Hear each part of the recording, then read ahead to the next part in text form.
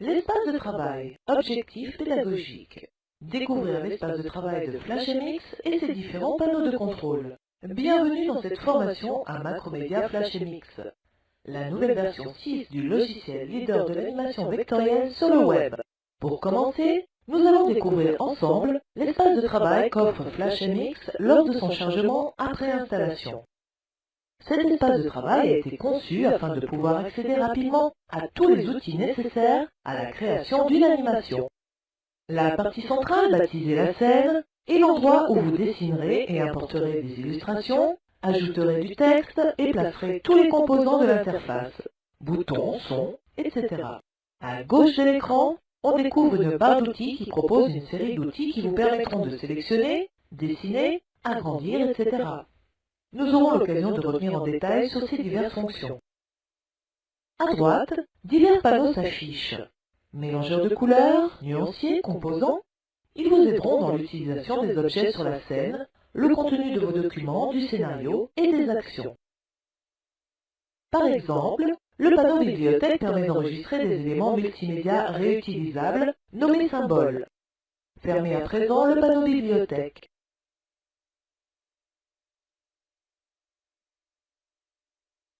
Fermez à présent le panneau bibliothèque.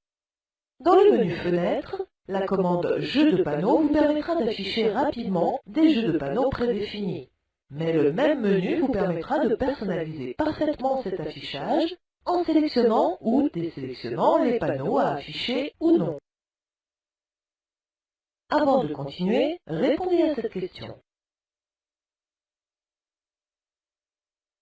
L'espace de travail de FlashMX est A. Composé de fenêtres et panneaux modulaires. B. Uniquement composé d'une scène et d'une palette d'outils. En haut de l'écran, sous la barre des menus, vous découvrez la fenêtre de scénario. C'est elle qui va permettre d'organiser le déroulement d'une animation dans le temps. Comme dans un logiciel de montage vidéo, le scénario divise le temps en nombre d'images, chacune ayant son propre contenu. Dans la même fenêtre, à gauche, sont affichés les calques. En effet, chaque image sur la ligne de temps peut être divisée en calques qui vous aideront à organiser les divers objets la composant. Certains calques, comme celui qui compose l'arrière-plan, pourront être utilisés dans toute l'animation.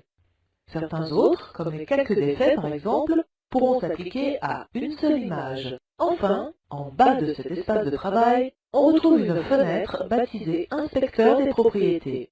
Elle affichera les paramètres et propriétés des outils ou des objets sélectionnés sur la scène. Actuellement, elle affiche les propriétés de la scène. Cliquez sur l'outil Plume pour afficher les propriétés de celui-ci. Nous découvrirons au fur et à mesure de cette formation que de nombreux autres panneaux sont disponibles à partir du menu Fenêtre ou en utilisant une touche de fonction.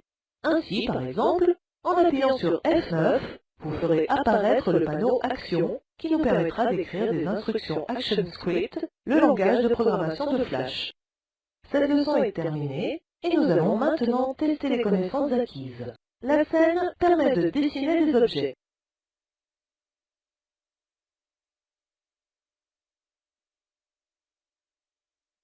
La barre d'outils s'ouvre à droite de l'espace de travail.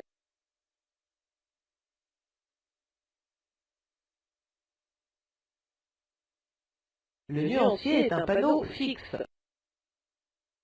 La bibliothèque stocke aussi bien des images que des sons.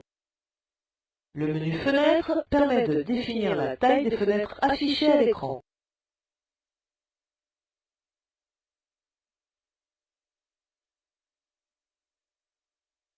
Le scénario organise votre animation Flash dans le temps. Chaque élément du scénario correspond à un élément de temps. Les calques sont uniquement applicables à l'ensemble du scénario. L'inspecteur des propriétés affiche uniquement les options des outils. C'est la touche F8 qui fait apparaître le panneau Action. Votre résultat est de... C'est un excellent résultat.